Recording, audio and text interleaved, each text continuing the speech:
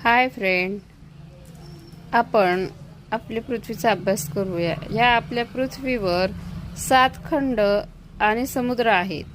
ते 7 खंड कोणते? उत्तर अमेरिका, दक्षिण अमेरिका, आफ्रिका, युरोप, आशिया आणि ऑस्ट्रेलिया हे 7 खंड आहेत। 7 खंड म्हणजे जिथे भूमीचा भाग आहे आणि चारही बाजूनं पाणी आहे, त्याला आपण म्हणतो खंड। आता हे झाले जमिनीचा भाग आणि त्याच्यानंतर आहेत महासागर, जी आपल्या पृथ्वीवर 71% पाणी आहे आणि हे पाणी या महासागराच्या रूपामध्ये आपल्या पृथ्वीवर अस्तित्वात असलेले आपल्याला दिसते।